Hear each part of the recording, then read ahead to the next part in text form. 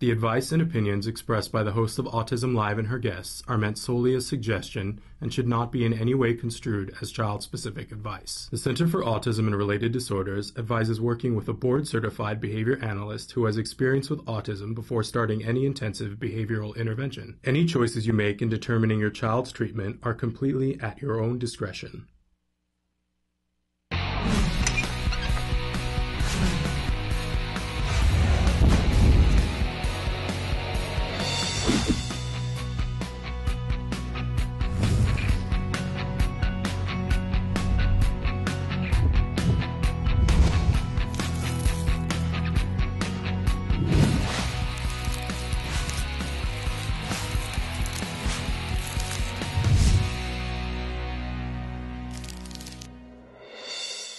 Good morning and welcome to Autism Live. I'm Shannon Penrod. We're webcasting to you live from the Center for Autism and Related Disorders headquarters in Tarzana, California. It's Wednesday, and you know I love Wednesday because on Wednesday we get to start with Ask Dr. Doreen. Dr. Doreen Granpeesheh will be joining us in just a second to answer questions from you in real time.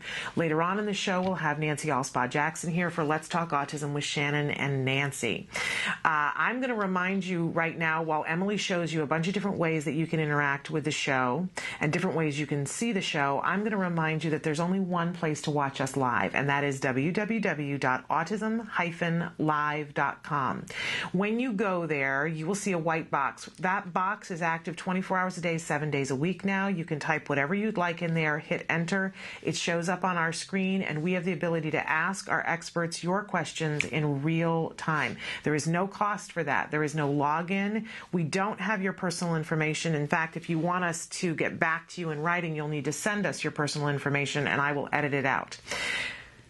And we also want to remind you that today's program is being brought to you in part by Elysian Fields Farms. They're doing a wonderful interactive event starting on July 19th with Horseboy. You heard Dr. Granpeesheh and I discussing Horseboy a couple of weeks ago. An amazing, amazing opportunity for you to see the Horseboy film on the 19th at their farm. And Emily is showing you their website right now. And then that weekend, they're doing a training with Rupert Isaacson that you can participate in. You will need to reserve a spot either on that Friday night or beforehand if you want to make sure that there's enough room for you. So we want to give a shout out to Elysian Field Farms and remind you to check them out on their website. And now it is time for Ask Dr. Doreen. Dr. Doreen Granpeesheh is the Dr. Doreen is an expert in autism. Doreen Granpeesheh. Dr. Granpeesheh. Dr. Doreen Granpeesheh. Dr. Doreen Granpeesheh is a visionary in the field of autism, and now you get to ask her questions on Ask Dr. Doreen.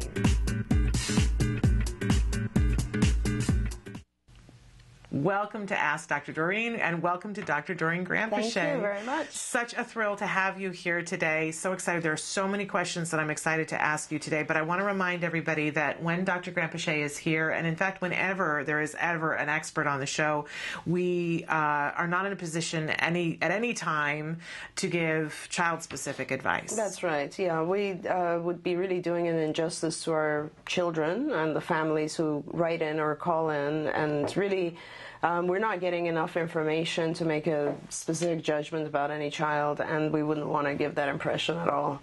But having said that, there's so much information that you have at your fingertips that it's absolutely awe-inspiring to me. Well, thanks. I think anybody after 3 years would be in the same boat, but yeah, we can give some general information and advice and guidance, but we really don't want people to especially if you're at a fork where you have to make a critical decision on something, we're just going to give you advice.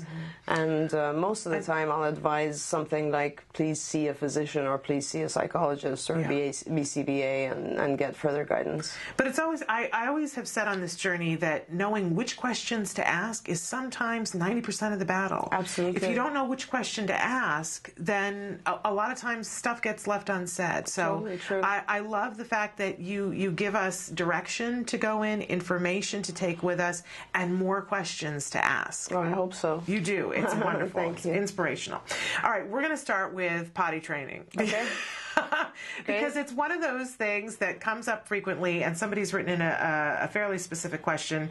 They say, I need help with potty training. My son does not want to sit on the seat, on the toilet. He tells us when he needs to go, but he is not, all in capital letters, willing to sit. And she writes in the toilet seat. So, I'm assuming she means on, but, what can I do? And I promised that we would talk about that with you. Sure. So it's an interesting thing that kids sometimes are afraid of the toilet because it's kind of this mysterious place where we don't know where things go. And I think little kids in particular are afraid of the concept of kind of being drawn in and, flushed away or something. Yeah.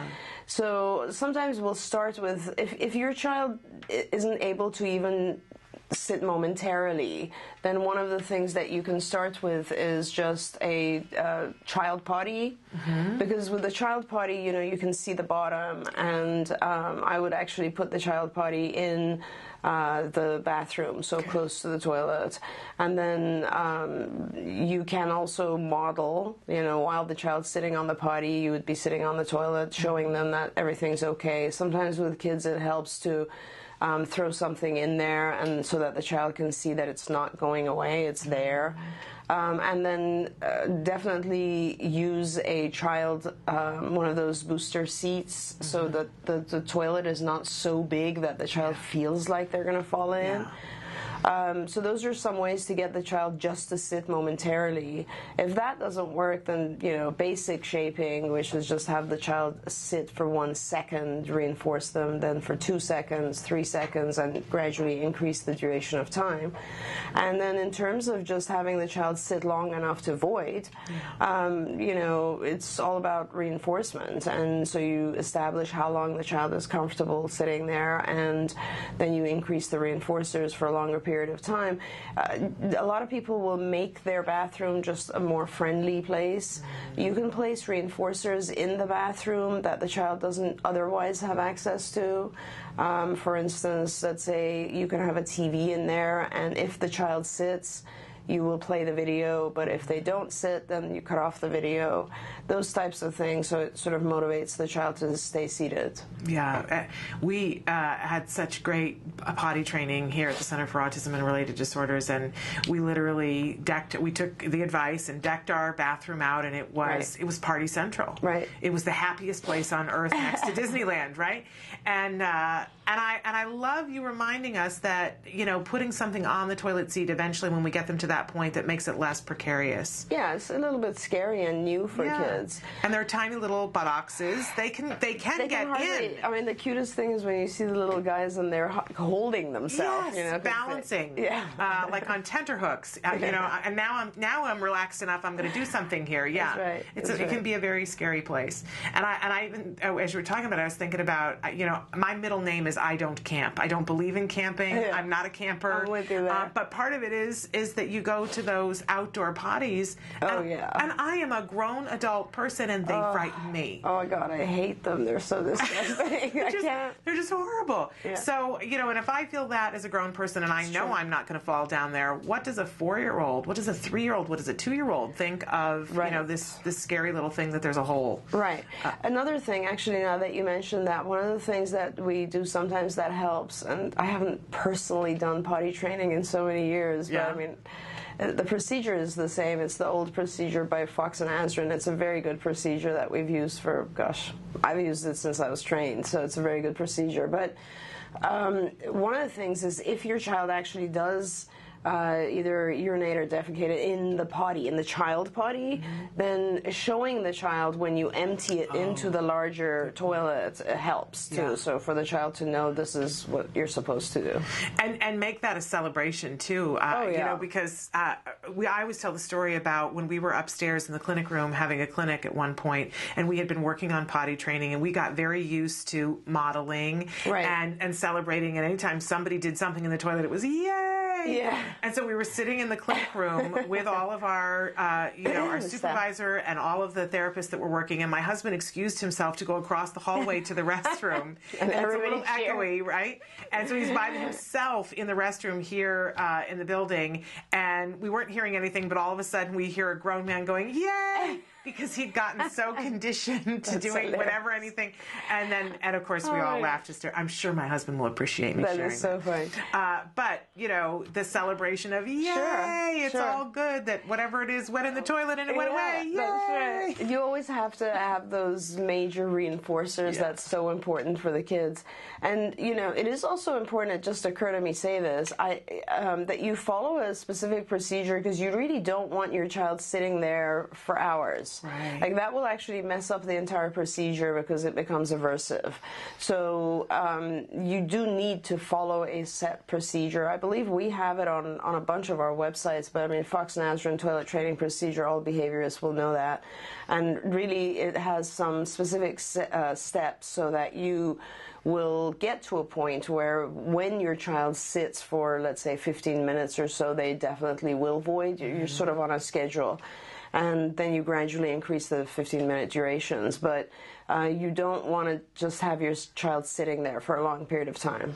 And I will say, too, that we've covered toilet training many times on the show. And if you go to our YouTube page and just put in the keywords and put in toilet training, you're going to find everything from Dr. Amy Kenzer to Dr. Tarbox to Dr. Grandpichet talking about toilet training. That's great. And so you can see, everybody's going to say roughly the same thing, but you decide, who you want to hear it from, and you can list it in different ways. Sometimes you hear it different ways from different experts, but they're all talking about the Fox and Nazarene. Yeah, and we do have also little brochures or trifolds on this subject that we are happy to send to anyone. Okay, great. So if you want to send us your address, mailing address, we can pop one of those in the mail to you. Absolutely.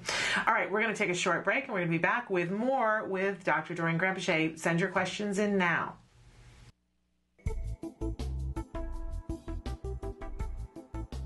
Skills is an online program that provides assessment, curriculum, positive behavior support planning for challenging behavior, and progress tracking, and it does this all in one place. The skills assessment and curriculum addresses 8 areas of development, which even includes advanced higher level areas such as executive functions and cognition, which pretty much makes skills the only ABA-based set of curricula for teaching more complex skills, things like problem solving, planning, self-management, perspective taking, and even inferring and predicting others' private events. Skills is a 4-step system. Step 1 is to add the child to your account. Step 2 is to start assessment. The skills assessment is the only ABA-based assessment with psychometric research demonstrating the language subscale to have excellent reliability. Every area of human functioning and typical child development from infancy to adolescence was researched, making the skills assessment the most comprehensive of its kind in the world, and we're quite proud of that.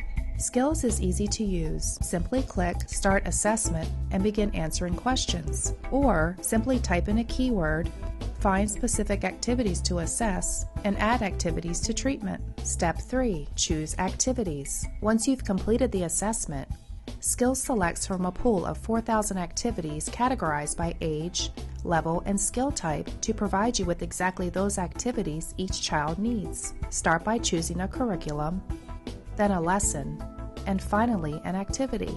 Click the information icon to view prerequisites, ages in which targets develop, examples, and IEP goals. Click the video icon to watch a short video. Once you've identified an activity you want to teach, adding activities to treatment is a snap. Step 4. Start treatment. Here you can access customizable activity lesson details, add your own customized targets and exemplars, and edit an activity status such as introducing or mastering it.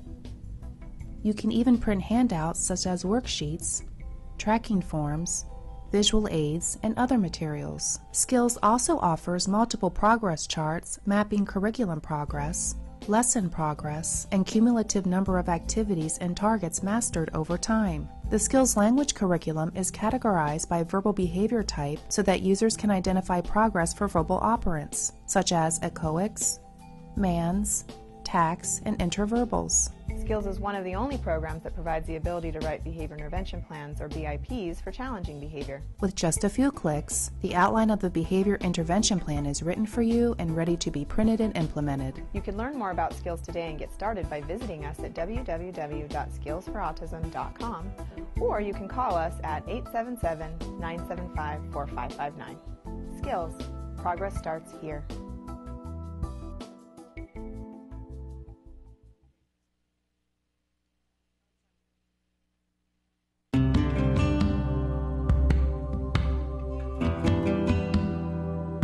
I'm Bryce Myler, and I'm the Contracts Director for the Center for Autism and Related Disorders. I've been here for about 5 years. CARD has several employees with many years of insurance experience, dealing with insurance, dealing with pre-authorizations, dealing with discovering whether there's coverage or not. So we have more experience than any ABA provider that I've ever come across. So for a prospective client, somebody that may be interested in, ABA therapy and what CARD has to offer, we have a special 800 number, and you call that number. They will talk to you about what we have to offer, how ABA works. He'll ask you for the front and back of your ID card, and then we check to see if you do or do not have coverage.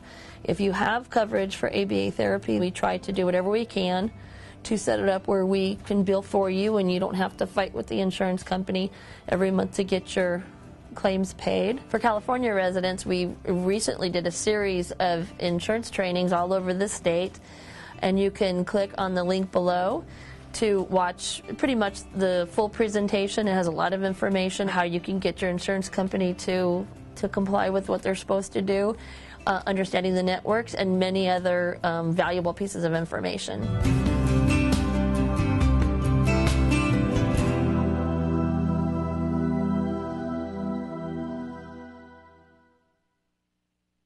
Welcome back to Ask Dr. Doreen. We're here with Dr. Doreen Grandpichet, a true expert and visionary in the field of autism. Thank you. So much. No, it's the absolute truth, and it's my great pleasure to sit here and ask questions on your behalf. We've had a bunch of questions that have come in on Facebook. Okay. One mom wants to know, my 5-year-old son is autistic and has ADHD. We're finding more of a problem dealing with the ADHD. Have you any advice on anything we can do with him? He's on a natural diet, no processed foods. We also give him GABA and children's valerian, which relieves anxiety, but the ADHD has had us stumped as we don't want to use meds. Thanks for your time, she adds. Yeah, it's interesting because I assume the diagnosis of this child is on the DSM-4, and up till this particular DSM-5, you were not supposed to diagnose autism and ADHD together. And I kept saying that to all my interns and training everyone on this, and the entire world has always diagnosed the two together, which is incorrect. And now on the DSM-5, it's the first time we're allowed to. It's actually specifically mentioned, and that's just because the DSM-5 allows you to have these specifiers. So, usually... Can we back up for just a second Sure. and talk about why it wasn't allowed? Yes. Because the ADHD was considered a lesser diagnosis? Yes, exactly. It's sort of like if you were to diagnose pneumonia and then also diagnose bronchitis. It doesn't fit because... you're talking about with autism. Before it was kind of subdivided in this way of severity and specifiers and modifiers now we have. But with autism, it's a pretty pervasive disorder, and one of the symptoms of it is the inability to pay attention to the things you're supposed to pay attention to. So, and ADHD is pretty complex too. I mean, this parent doesn't tell us the detail of what type of ADHD, and you can have ADHD that has just to do with paying attention, like, so the child's not at all hyperactive. Most people see children with the diagnosis of ADHD, they think that means the child has to be hyperactive. That's not true.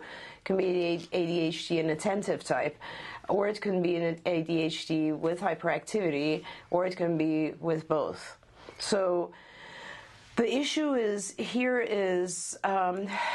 depending on the symptoms that this particular child is diagnosed with, let's assume both inattentive and hyperactive. The hyperactivity very quickly comes under control when you're doing an ABA program. Does the parent mention the age of the child? No. 5-year-old. 5-year-old, okay. 5-year-old. So assuming that you could be doing an intensive behavioral intervention program, and unfortunately not everybody is, but that sort of thing does come under control because with your ABA team, they don't allow the child to be running around or, going from one thing to the next. They actually do help your child focus. Sometimes I find that our children are hyperactive, and we're just talking about hyperactivity now. They're hyperactive due to sensory issues. I mean, that's a pretty common thing. Yesterday I had a child who is so hyperactive that I've been actually thinking about having 2 therapists with him because one therapist has a hard time keeping up. Okay. And the child has a lot of different things going on, so the therapist that's with him just burns out within a couple of hours. So I was thinking, like, oh my gosh, maybe I should rotate therapists on this case. And then I thought, he's very sensory and I need to try some things out. So I had ordered him a body sock, and I just took it down and gave it to him yesterday, and oh my God, like, it was ridiculous, because in fact he was just asking for the body sock as a reward, and when he had the body sock on, he was just almost sedate. Like, I had to then kind of integrate it with something like jumping on a trampoline because he was getting too sleepy or too low. So the self-regulation stuff that comes with our kids really does, the lack of self-regulation of energy and all this sort of stuff really does have a lot to do with how active they are. Now, with hyperactivity often goes inattention, because I always say, like, our kids are functioning, I think, at a different speed than we are. Yeah. It's kind of like, how if you... it's hard to, as you know, Shannon, like, the way that I try to understand our kids is, like, I really try to analyze my own life experience all the time. And I think it's kind of like a lot of our kids don't sleep. So, the I guess correlating example would be, like, let's say you're jet lagged or something, and you drink a lot of caffeine, or you take actually, these drinks, this kind of stuff will help you with a monster. But so you drink a lot of that sort of thing, or you have a lot of some sort of stimulant, and then you find people who are just at regular mode of functioning to be kind of irritating, because they're just not at your speed. And often if you're that hyper, which sometimes happens to me, you will just suddenly recognize, oh my God, I'm just going at double speed right now, I need to slow down. And it's hard to sit down in those moments and, for instance, read a document. Yeah. So, like, if I'm editing a book chapter or something, it's impossible for me to read a long document when I'm that active. So this is part of the reason. It's because their speed level of just functioning and everything biochemically, everything is just a little bit fast. So in other words, I think that bringing down the activity level helps the inattention as well. Interesting. So it's kind of like your child actually has to be able to slow down enough to pay attention to the things they're supposed to. And that really does involve sort of a team of people who can moderate, who can control his activity, who can give him activities that force him to slow down, who can use sensory things like the body sock to slow him down. We also use things like I forget the name now. What are these things called that you use? The metronome. Metronome. Yeah, so you'll set a metronome at a very fast speed, and then you will, in the background, as you're working with the child, and then you will gradually reduce the speed, and it has an effect on the child's just lowering their level. Other things that we've just started to experiment with are, for instance, if there is a calming, soothing environmental anything. For instance, some children will react to the background sounds of ocean waves. We will play ocean waves in the background. Actually use one of those sound machines, the sound machines that have multiple different types of calming sounds, and see if any of them have an effect on your child. Because sometimes you'll find that having that in the background will actually just calm the child down, because whatever, they've associated a calmness with that environment. You might actually even want to put that in the child's room when they're sleeping, those types of things. So, add some, because our kids, I think, are so hyper-stimulated by all environmental stimuli, see if you can produce environmental stimuli that are calming to the child. So lower light levels, sounds that are more calming, perhaps allow the child to sit in a large bean bag, which helps them feel more supported. A lot of times the kids do reduce energy when they have like some sort of pressure around them. That's why they love swimming. So, that's why swimming actually calms them. Some of our kids get calmer when they take a shower in the morning with water on their head. So those are some things that might help. But really, it's hard. It's very hard if you have a child who's not attending and is hyperactive.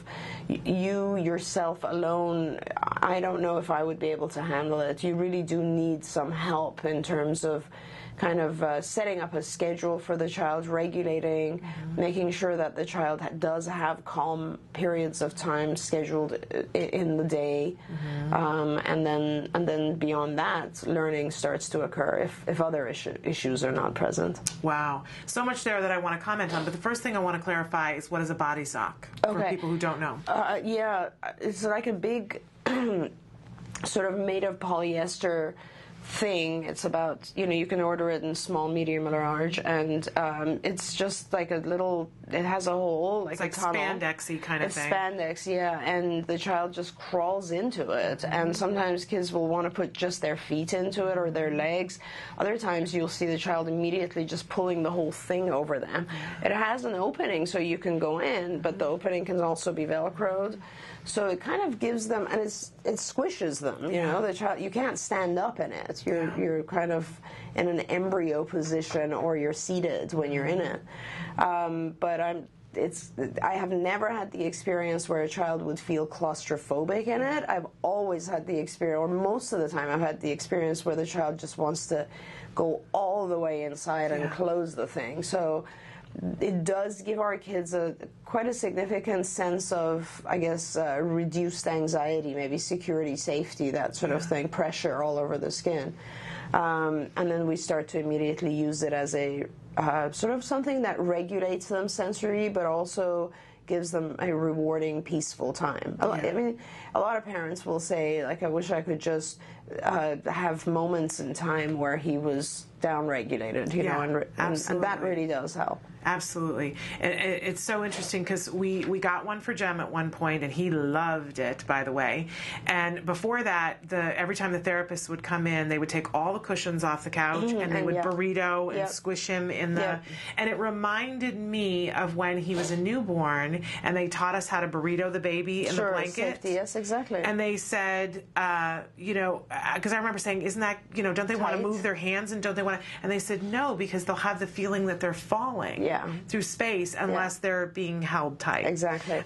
So I just found it interesting. It's so amazing that you say that, because truly, sometimes I look at our kids, and I mean, if you can imagine, like, a lot of our kids have their auditory senses kind of unregulated or off, what we experience, and then they're visual for sure. A lot of the kids where they're just looking at you like this or like this, or there's no question they have some perceptual problems, not vision, but how they see things or how they perceive things. And almost as if, and I always want, with those kids, I really want to test out things like colored lenses or prisms that might help them actually see things the way we do. But it does make them feel pretty anxious. It's almost like looking through things through a prism or a glass, and it makes the kids not, and I can understand that, because one of the very earliest things that in normal babies when they're developing is a sense of depth perception and being able to actually identify kind of levels of things and figure ground discrimination. And as you know, a lot of our kids have problems with that. Yeah. So this, the body sock does help those types of things. Very interesting. And you can search those. There are several different companies that make them, and you can search them online, and we'll see if we can find a couple to recommend and put on our Facebook site.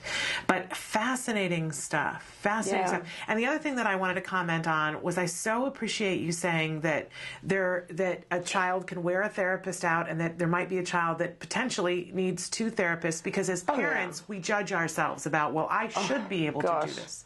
I I should be able, it's my child, I should be able to, and we beat ourselves up when we reach a limit. We talked yesterday on the show about a new study that came out that shows that 1 hour of respite a week makes a huge difference in how the marriage survives. 1 hour. Yeah. And yet we all have this, program running in the back of our heads, Parenting Guilt 101, 3.0, that's running in the back of our heads that says, well, it is my kid, I should be able to cope. Right.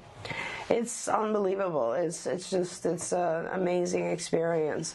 I don't know if you know, but Vince Redmond, yes, our Director of Family Services, is working very hard to try to put together a, I guess he calls it family night out, where what we really want to do is have our families have specific dates every month that they can just drop their kids off at one of our centers and go out. Yeah. Whether it's weekend or evening. And I think it's a terrific idea. It is. And we're trying to get it started. He's actually done all the legwork. The only hold up, I guess, in the process for us is all the legality involved with not only dropping your child off after hours, but also the siblings and all that sort of thing. And we're working on, just having documents for that. But our plan is to have a number of therapists there and to have the children come in and actually use that time to teach them social skills or their programs, work on their programs. I mean, we have therapists after hours in some cases, and we really want to start this program. That's amazing. Yeah, it's a good thing for parents. Such a gift for parents. parents. Oh my gosh, it's ridiculous. Last night, it's funny because here's one of my odd things. One of the things I like to watch while I'm falling asleep is House. And last night, for the first time, I actually saw an episode that's pretty old, but it was about a child with autism. I think I've seen that episode. Yeah, and it's kind of, you always see these, and it's hard when you see them as someone whose life is all about autism, because you notice right away all the things that are wrong. Yes. But having said that, they did really many different times kind of their narrative and sort of the film plot showed how intense it can be to have a child with autism and just the life of the parents and how difficult it is. So we really want to try to help as much as we can in that area. Yeah, absolutely. Well, that is so helpful. Okay, Giving us a break. Are you kidding me? Yeah. We've talked many times on the show before about what do parents need, and of course, we need more funding and we need more services, but we need a break. Oh, definitely. We need a break. We need babysitters who know what they're doing. That's absolutely huge. That's absolutely huge. I thank you for that. Sure. When that happens, I'm going to take advantage. Definitely. All right. We're going to take a break and come back more with Dr. Doreen Granpeesheh after these messages. Stick with us. You say howdy, we say hi. Let's get rowdy, let's get wild. Let's get wild. Let's get wild. Let's get wild. Let's get wild. Hi, you're back at Autism Live. I'm Lisa Ackerman, and you're at the Allergy-Friendly Cooking Show. And we have kind of an interesting surprise. I've brought my sister. That's surprise number one. Yeah. The fact that I came is surprise number two. I know, right? Hi, Jamie. Hi. And we're doing one of my favorite recipes, an ode to Sue, a Taka super mom. She created a kid-friendly sushi recipe for her son, Zach. So, hi, Zach. Thanks for allowing us to borrow your lunch recipe because it's really awesome. So we can't wait to show it to you. First, what I'm going to do is we're going to cut up some of these things so we can get ready. I'm going to take an organic cucumber and just make some slices of this that we're going to use in a little bit to add some extra textures to the seaweed roll that we're going to do. And I'm just making long slices so we can place this in our sushi later on. And then I got, of course, a nitrate-free, gluten-free, fantastic sausage. Love this. So this is a barbecue chicken that we had last night. It was pretty awesome. Make sure that I have a little bit of everything here for the sushi roll. So now let's make the sauce. Use my gluten-free, casein-free, soy-free soy sauce. And, of course, my most favorite thing in the world is crushed ginger. Love this stuff. I thought that was garlic at first. No, you can actually do buy it that way. this. Ginger is just such a blessing for digestion. So I just made this quick sauce, super easy. So here's my cooked rice. This rice is very, very sticky. I use this really great little water and apple cider vinegar combination just to keep my hands. That's what the sushi chefs do, is a little trick, which is like pretty. They're used for apple cider. I know, and I love that stuff. So good for you.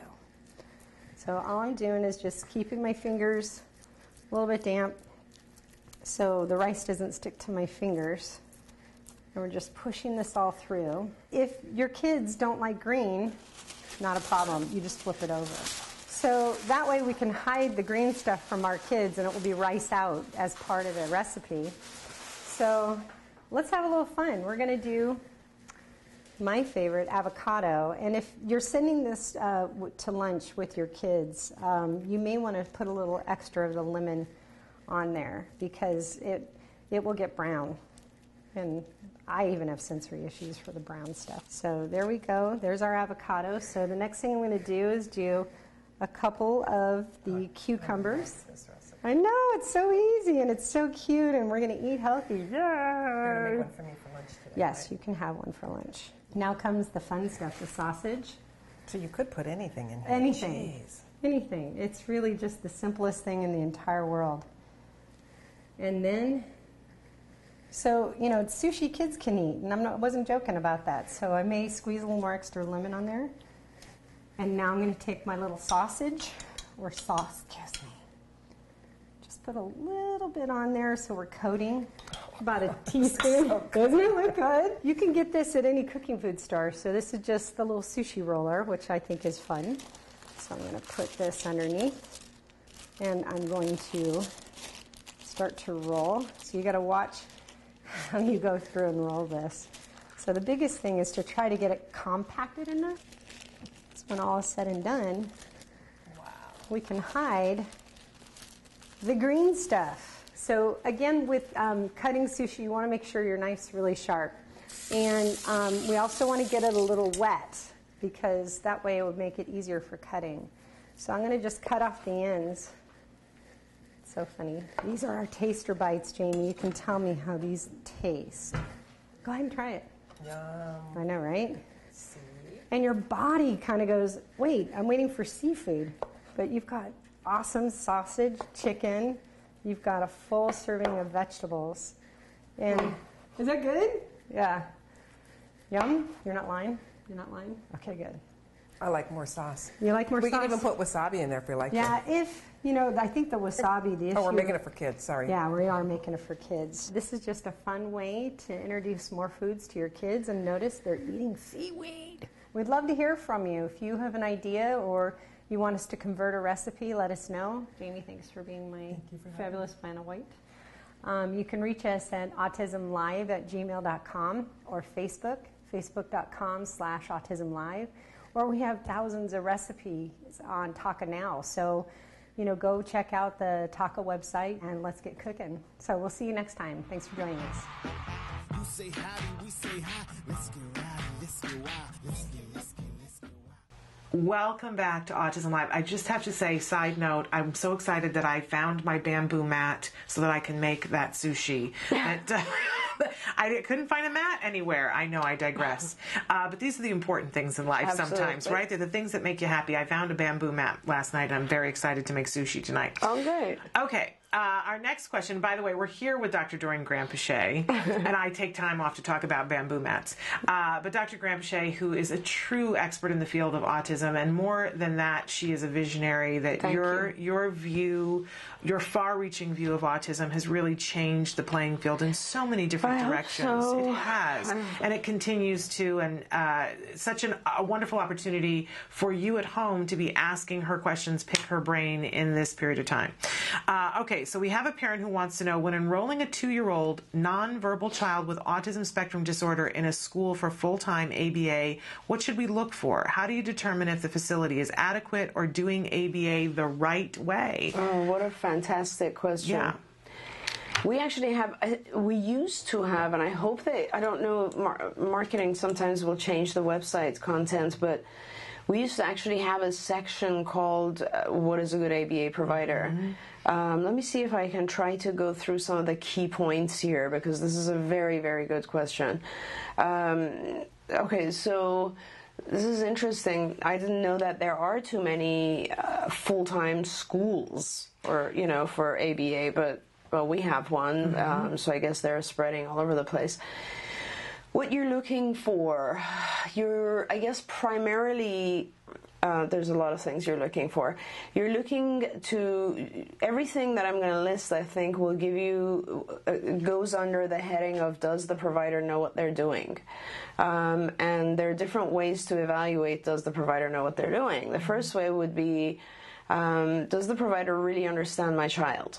So I think that is probably the most important, because the children are extremely different from each other. And if you see that your child is being kind of just cookbooked and put in there and just dealt with in the same way as everybody else, or they're not open to taking in specific feedback about your child, then you might want to watch it a little bit further. It's difficult because this is an ABA school. I hope and pray and hope that gradually my field of ABA will become a little bit more open-minded and accept things like medication, dietary change, sensory issues. These things are usually not accepted by behavioral providers. So it's very, very important that the school considers all of those things. Obviously, if you decide your child needs to be on a diet, then you want to make sure the school is able to implement the diet. If you decide that your child, if you have experience that your child has a lot of sensory issues, the sensory stuff becomes vital to the success of your behavioral program. We just talked a little bit about sort of how using sensory things will decrease the level of energy or increase or so on and get the child more focused. But even aside from that, your visual inputs, like sometimes with children, they will not receive auditory inputs very well. So ABA is generally vocal instruction. And if the child is not able to understand vocal instruction, so me telling you something to do, then we will, within the first couple of months, identify that and start going to visual instruction. So sometimes the children will speed through when you have a visual modality of instruction, like pictures or icons. That does not mean that the child can't revert back to verbal. It just is a prompting. It's sort of a presence of instruction that stays in front of the child so they have a longer time to process it. So being able to flip back and forth between your child's needs is very important. Like being able to modify things in order to behave, environmental things. Mm-hmm. Will the child need stimuli presented like flat on the table or like this? Does the child focus better if the background is noise level is this, that, or all those types of things make it kind of very important. And then another way of measuring sort of does the provider know what they're doing is your child should generally after the first, I would say, and if it's a full-time school and your child's 2, this should be pretty fast. I would say within the first month or 2, your child should be just really happy there. If your child is continuing to have a lot of behavioral issues, then there's a number of things that could be going wrong. Either they're bored, the stimuli are not changing fast enough for them, they're not rewarded enough, which is a huge important factor. I mean, ABA is worthless if there isn't enough reinforcers. Maybe the material is too hard. Maybe the behavioral provider is not paying attention to the right functions. Like this is one of the things that I find also with some of our junior staff who are in training to become supervisors. It's really important. A behavior can start out with one function or one reason and then change. Or it can have multiple functions and you fix one and the others remain. Just as an example, that means a child could tantrum because they want access to something, but they also want attention. Right? And so you will perhaps teach them not to tantrum in order to get access to something, but they still will tantrum because now they just want your attention. Yeah. So these are very important things you have to identify in order for ABA to work. The right balance of ABA will always keep your child happy. Should always keep your child happy. Another thing that I found with providers is they don't learn to read the child well enough, so that they are not identifying antecedents, like they're not identifying things that in the child are just about to lead to a tantrum or a disruption, or the child's running away, or whatever it is. There are lots of things that you can recognize before a behavior happens, and if you can very quickly redirect the child and very quickly manage that thing, sometimes the session will just go fine. A lot of times people don't recognize them. They just kind of become robotic almost, and force the child through things. There's so many things. I mean, maybe looking at the provider, you should also evaluate how much training their staff receives. Do you have qualified people in charge of the program? Like, every program should really have a BCBA or someone who's licensed and experienced in treating kids with autism. Again, even if it's a BCBA, the individual needs to have experience with autism. As I've said many times before, with the BCBA credential, they could gain the BCBA credential without having ever seen a child with autism at all, or knowing how to implement the techniques to children. So, does the supervisor have adequate time? Is it the supervisor who you're meeting with? Because a lot of times they'll put a supervisor on a case and you'll never see them again. Yeah. Are the therapists trained? The vast majority of organizations, when families transfer to us, they tell us that it was just basically glorified babysitters. I mean, do they know their techniques? Do they know what they're doing? We have a lot of training on our IBT site. As you know, you could, for instance, test your providers, therapists, and have them take some of the tests, see if they understand some of these techniques. We're actually trying to set up sort of a certification or credentialing type of thing for frontline. There's a lot of credentialing for the supervisors, but because the supervisors are very expensive, oftentimes parents will only have contact with a board certified or supervisor type person for like maybe a couple hours a month, you know, and the rest of it is all provided by frontline people, which I always say are the most valuable part of ABA, and so those people need to be very well trained. Gosh, there's just so many things, so I would really suggest, please go on the Center for Autism site, see if that sheet still exists, that page about what you're looking for in a good provider. And if it doesn't, please let me know and I'll try to find it and send it to you, because there really are a million different factors that produce a good provider. This would actually be a really good topic for a whole show. It really would. I think that we should absolutely do that. I'm going to mark that down on the calendar for later on in the summer. And very similar but slightly different. Dr. Doreen, what goals should I ask my ABA therapist to set for a 5-year-old going to kindergarten? Diagnosed at 3, but has become very verbal and trying to connect with his classmates the past couple of weeks. Awesome. I know I'm being very vague, but just general goals, what would you suggest? Well, I actually would suggest, I can't give general goals for the child because I don't know anything about him. Right. And it just excites me. So I really urge this family to please go on Skills. Yep. You are the perfect family for Skills.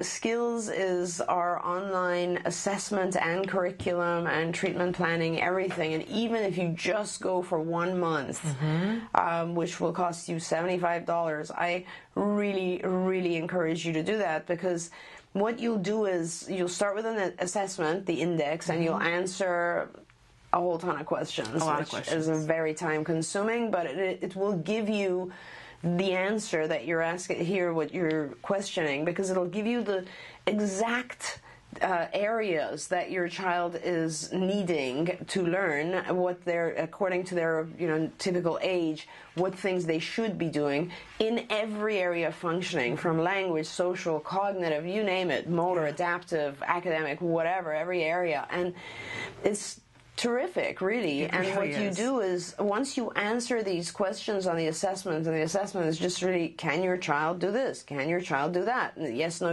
and you go on and on.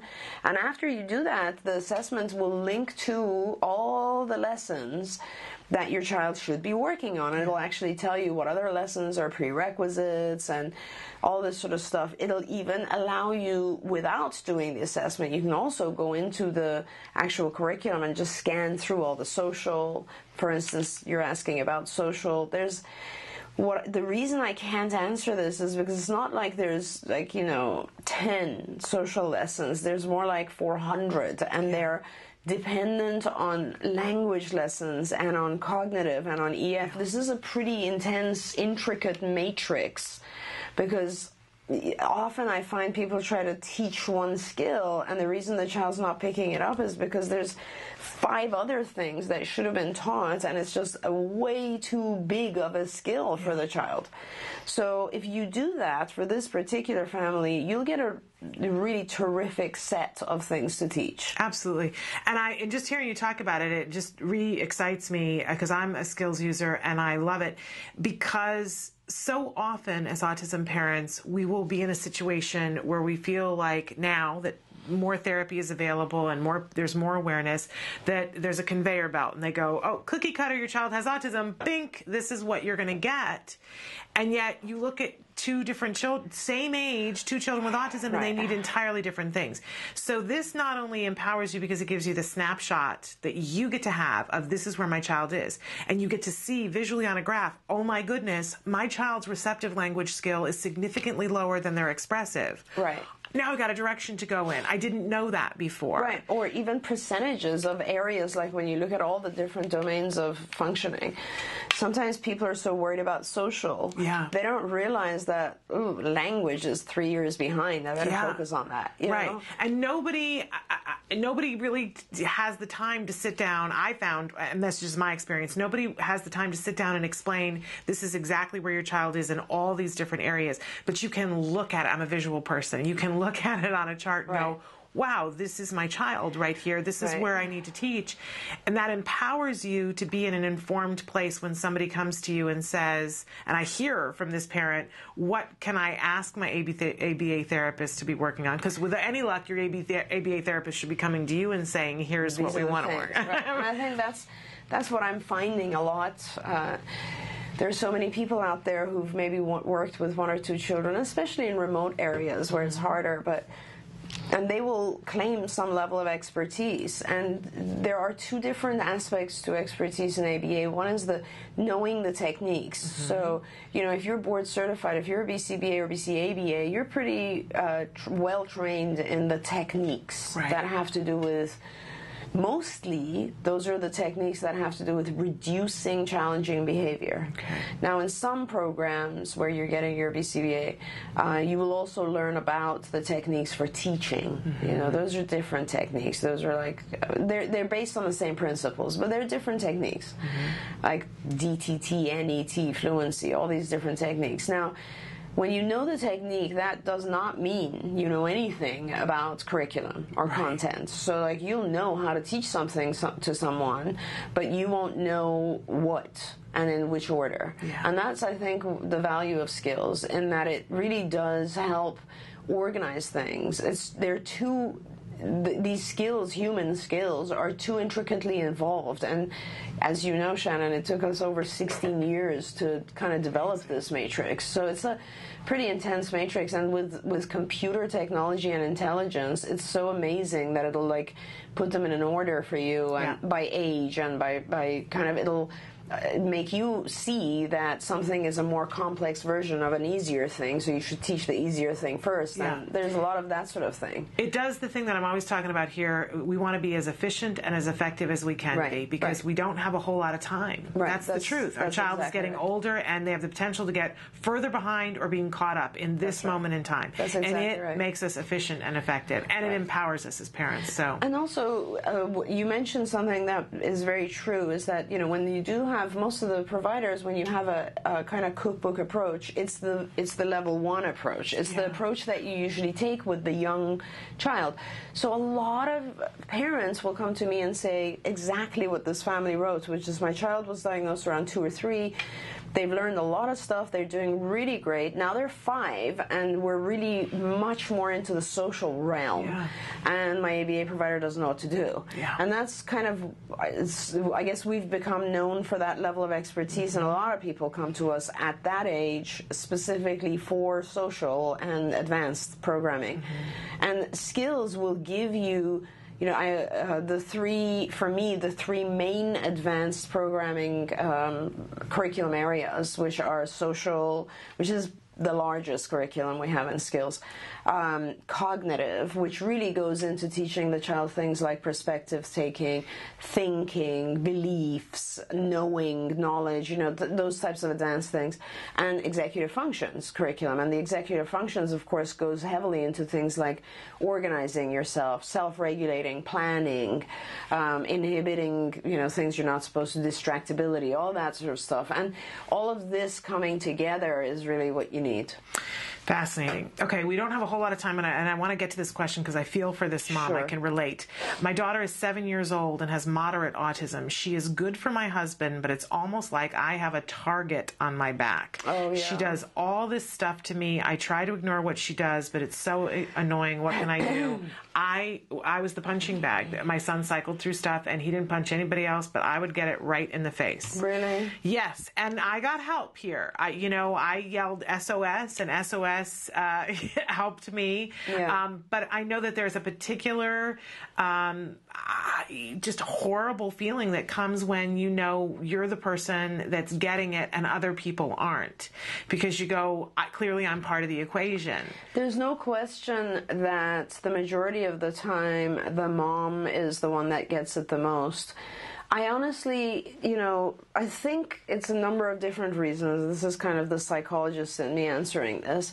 First of all, mom is probably the most caring, gentle person with the child. So mom is usually the one that will nurture and give in and reward and all this sort of stuff. And so when the child is frustrated, I think that they lash out at the mom because you're not able to fix things for them as often or as well as you have up to a certain point. Mm-hmm. So their anger comes out to you because their expectation from you is fix this for me. Mm-hmm. I think more than anything else, that's the reason. Sometimes you'll have, children will react anyway strong to like a male voice because it's just a harsher, sort of more stronger voice and it's a little bit more threatening. That's part of the reason as well. But I mean, you really do need to have some help. As you know, Shannon refers to SOS. SOS is a program that we do, which is specialized outpatient services, and it's a short-term sort of assistance with challenging behaviors. But I don't know where the family is. I don't know if you have access to us. If you don't, this is the kind of thing that most behaviorists know how to do. Mm-hmm. And really it's about kind of not allowing the child to aggress towards you and teaching the child other ways to express their frustration. And it's not something that happens overnight. It's not something that you can do alone. You do need to sort of have some help, I think, with this type of thing. You can also learn more about this. Go on our IBT site, Institute for Behavioral Training, and there you will see some a variety of different. There's the parent section will also have managing difficult behaviors, but then there's also sections for teachers and therapists and so on if you have other people working with your child. Don't let it get you down. It really is more a compliment because if they treated you the same as everyone else, that would mean that their attachment or their dependence on you was the same as everyone else. They kind of would see you as the same as everyone else, and you're not. You are the solver of all problems, and when the child gets frustrated and you can't solve it, they're going to come after you. Yeah. It is. It's an interesting backhanded compliment. It is. It is. But and the other thing that you said and that I want to reiterate is that there's help, but you will need support. It's not something you can manage on your own. Right, and it's humbling. Normally, and it's emotional. Yes. And it typically can get to a point that's so advanced that it's very hard for you to handle it alone. And 7 is a great time to say, I need some help and support now because I know... 7, it's a tough time. I know when Jem was engaging in that kind of behavior, the thing that I would think about, because there's a certain amount of shame, too, and I know a lot of moms that will wear long sleeves so that they don't see the bite marks because they don't want other people to know. It's like being in an abusive relationship. And there's a certain amount of shame about being able to say, I can't control my child, because people look at your child like they're a monster, and they look at you like you're somebody who can't cope. And it's a difficult thing. But the thing that I would always think about was that there was a mom who I had met who had to have her child institutionalized at the age of 15. She said, well, he just got bigger than me, and something was going to happen, and the police were going to come.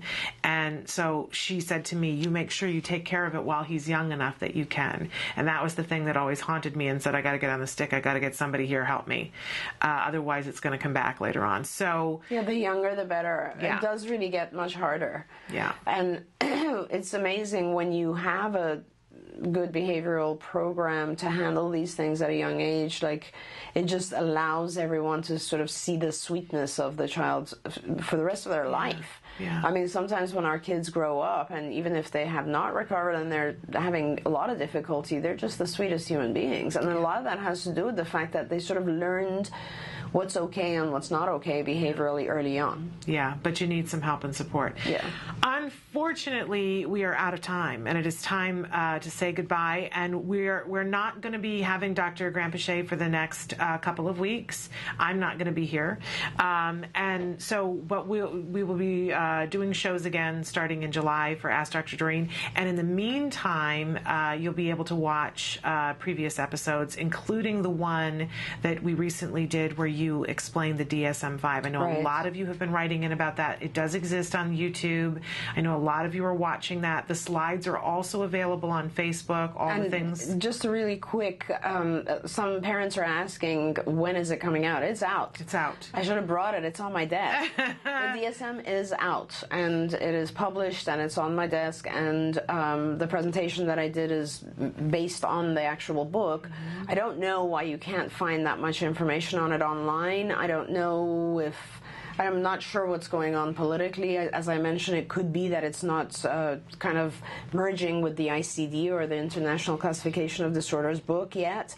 But it is out, and that episode does kind of go through not only the DSM autism spectrum diagnosis, but also a new diagnosis which has come out, which is very interesting for a lot of our families as well. Absolutely. And I know a lot of you have got questions, but that's the best place to start, with that episode, and then we'll talk more about it in July. But I thank you so much. Pleasure. Your information is always brilliant. It's so very exciting. Thank you. We had a question that came in about the United States of Autism, and I'm going to wait to answer that while we have Nancy Alspaugh-Jackson here.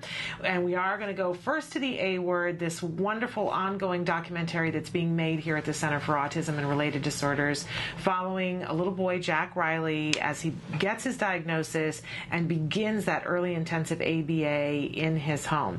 At this point, he's had more than a year of therapy. He's got a baby sister, and things are changing for this family, and they've had the opportunity to meet with a pretty important high-level autism dignitary.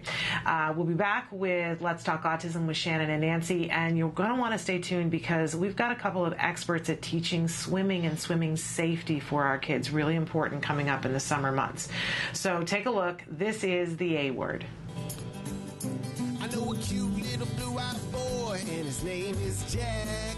Jack Riley. He got a big, warm, blue-eyed soul that makes your heart beat fast. I met Temple Grandin 5-6 months ago and showed her a picture of Jack, and she asked me 2 questions.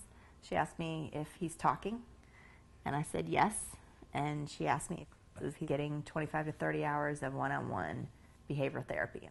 And I said yes, and she said he's going to be just fine. And that's pretty cool endorsement from someone who knows. I think he's going to be fine. And whatever. We'll just have to determine what fine is. Well, that's yet to be that's what changes, I guess. What's your name? My name's Jack. My name's Susan. So your name? What's your name? My name's Jack Riley.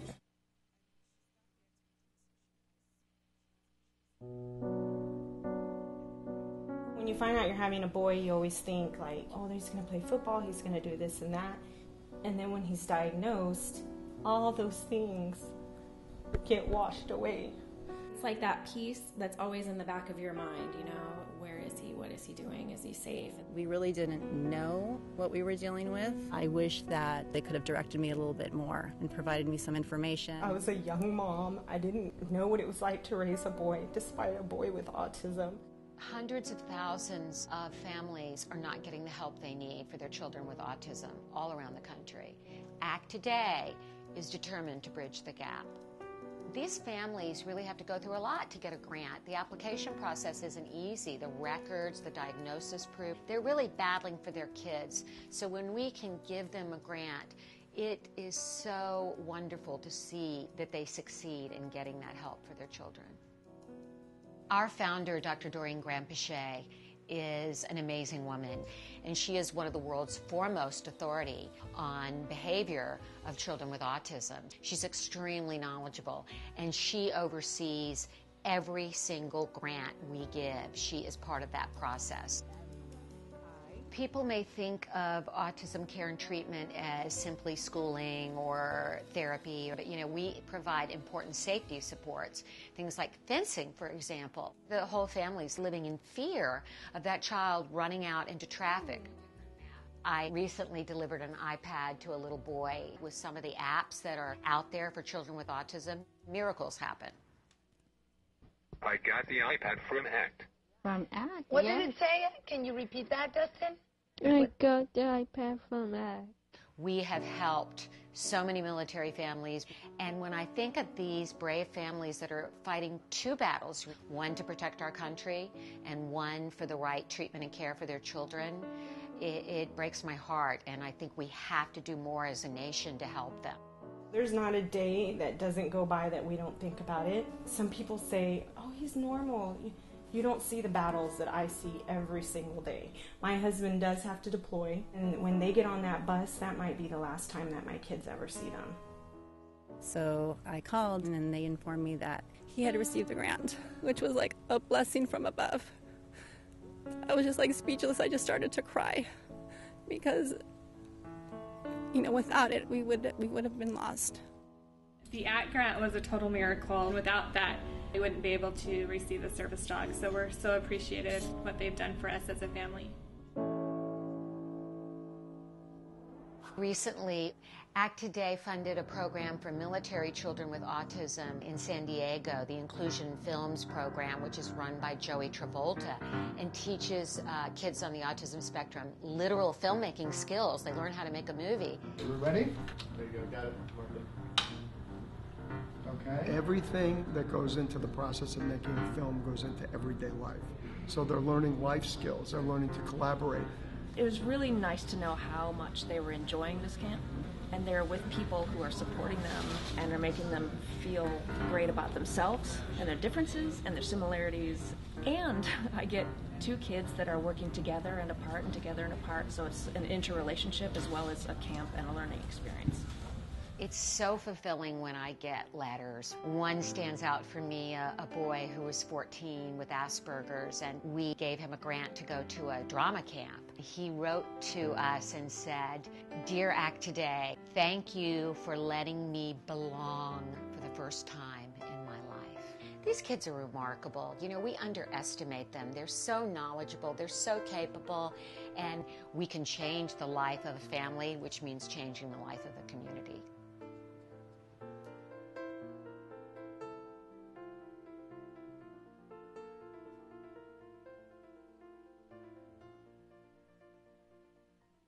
Good morning. And welcome to Let's Talk Autism with Shannon and Nancy. I'm Nancy Alspaugh-Jackson. And I'm Shannon Penrod.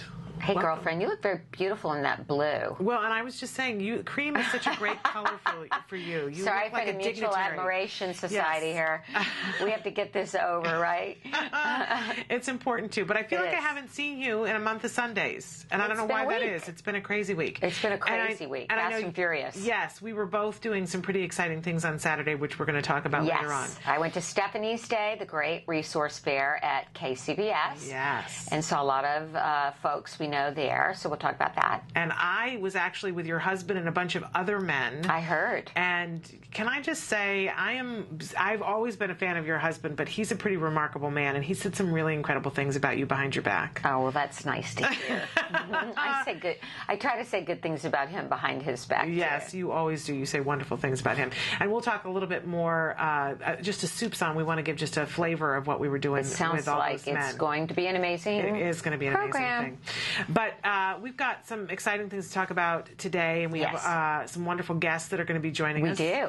Because we brought up, and somebody had mentioned a couple of weeks ago, we had a viewer who wrote in and said, the swimming thing, our kids love the water. Yeah, they do. And Dr. Grampachet, completely unrelated, she didn't know who our experts were going to be on the show today, but we were talking about sensory issues, and she was talking about how, she said, that's why our kids love the water, because the feeling of the pressure. The pressure. Wyatt loves to dive down into the bottom of the pool. Wow. Yeah.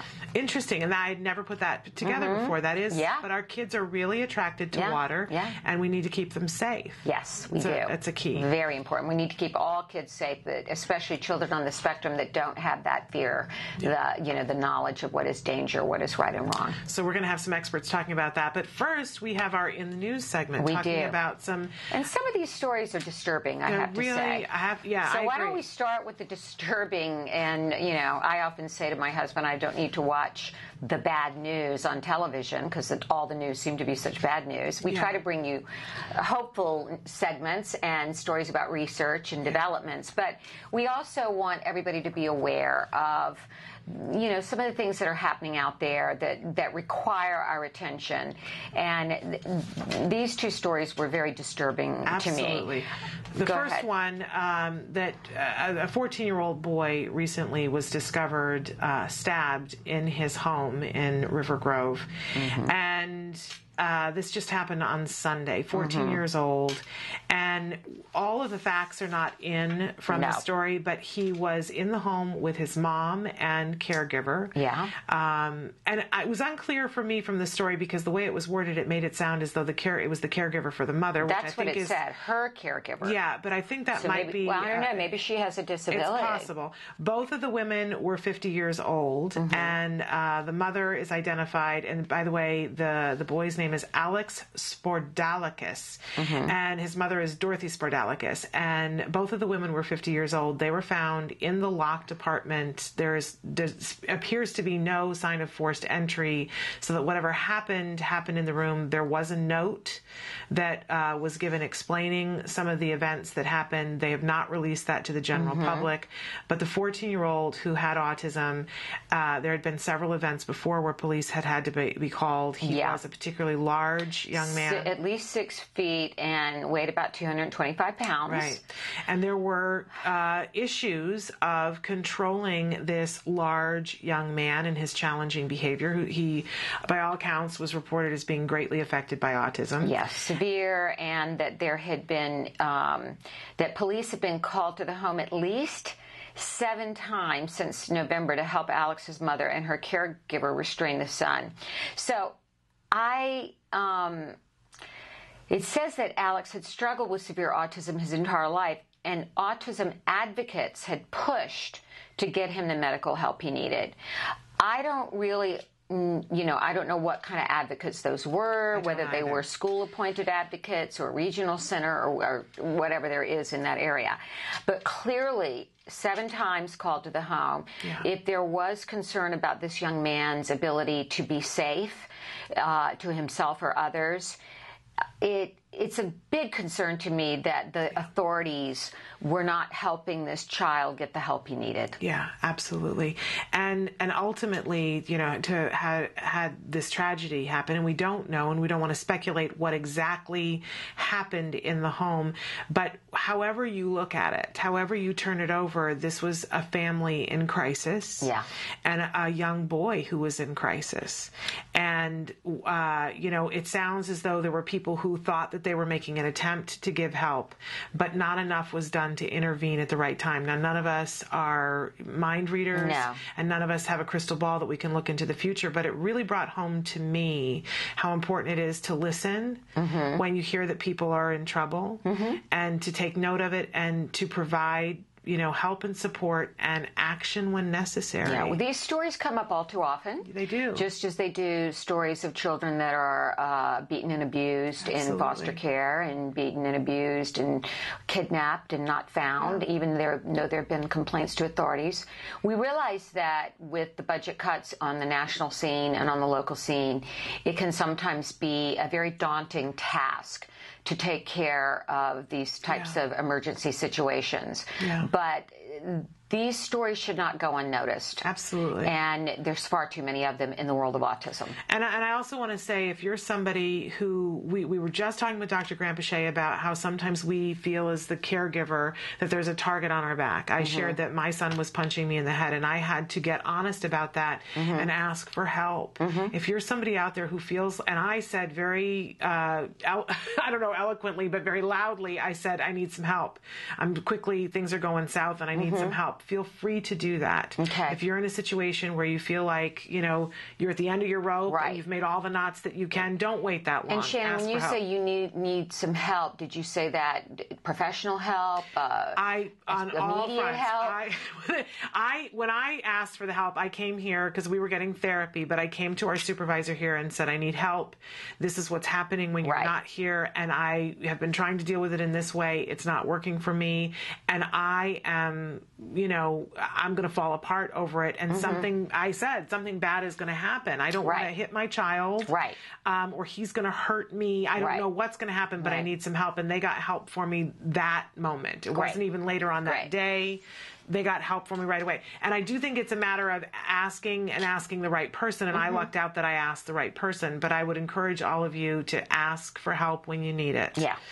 It's very important. It's humbling and it's scary to do that, but don't be ashamed. I think we all need help sometimes. Because it could end up in a tragedy. Yes. All right. And now there was another story that, and both of these stories, I think, point out the need, too, of the proper training of the police officials. Absolutely. Okay, so details of a Down syndrome death that occurred 5 months ago. When I read about this story, and I think the boy had a dual diagnosis, quite frankly. He was a young man. He had Down syndrome. He died in an encounter with 3 off-duty deputies in a movie theater in Frederick County, which I think is in Virginia, yes. And in a grand jury in March determined no charges against the deputies were warranted, but that sparked a public outcry. And in the months that have passed, neither Robert Saylor's family nor the media have been allowed to review witness testimony or evidence in the case, despite Freedom of Information requests. And from what I take it, this boy wanted to go to see a movie again, did not have the ticket. His aide was with him, but the deputies confronted the boy. He verbally and physically resisted their attempts to remove him, and at one point they restrained him with handcuffs and placed him on his stomach for 1 to 2 minutes. He showed no signs of distress, but then started showing signs like he was unable to breathe and choking. They removed the handcuffs, they called for help, and administered the CPR, but he died. They ruled the homicide a result as asphyxia, and an autopsy found that Saylor was already compromised by Down syndrome, obesity, and heart disease, and that made him more susceptible in stressful conditions. This is a situation where, unfortunately, the aide had gone to the car. To get the car, yeah. And when he came back, the boy was dead. Yeah. So we need more training with our police departments on how to deal with young people with disabilities and on the spectrum. This story, and when I saw the boy's photo, I just burst into tears because my brother, with Down syndrome, who has passed away, David, was a heavy young man and would get quite...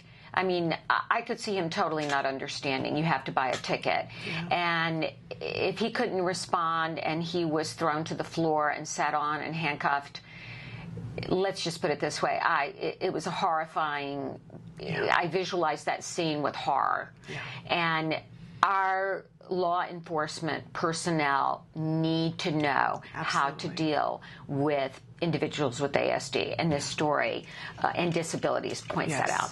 Yes, it absolutely does. And if you want an example of how a police force can be trained and trained effectively, Emily Island, who we've had before on the show, Emily is the current director of the Autism Society of Los Angeles, so you can reach her via there. I live in a community where Emily Island was the pioneer way ahead of me, so I don't have to address this in my community because Emily started a program in my community to train the police, and they're all given the symptoms of autism so that if they're chasing somebody and they say stop and they don't, they know what to look for. Right. Which is really amazing, and truly Emily was a pioneer, and I'm sure that if you were to write to her and say, how do I get this happening in my community, she would be very helpful. Well, as a matter of fact, at Stephanie's Day, I saw Emily, and I saw various police officers and sheriffs, and let me just also say, I completely support our law enforcement personnel and our firefighters and our emergency workers.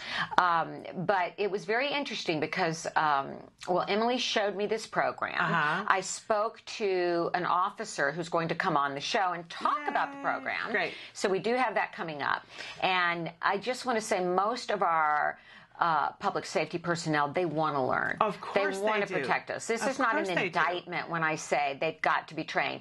This is an indictment against, I suppose, the leaders that don't require they be trained. Right. And I have no idea who these police officers are, but I can't imagine that with a scuffle in a movie theater that it was ever their intent to cause a life to be lost. Of course not. They were probably just concerned about, what's happening, and especially in light of what had happened in a movie theater very recently when this had happened, that they were probably feeling a certain amount of fear of we need to contain this guy.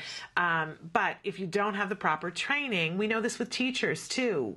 All the good intentions in the world, but if you don't have training, you don't have the tools, you don't know what to do, and you can cause harm. You can. So important that they get the training. We're going to have that officer on and talk about the program.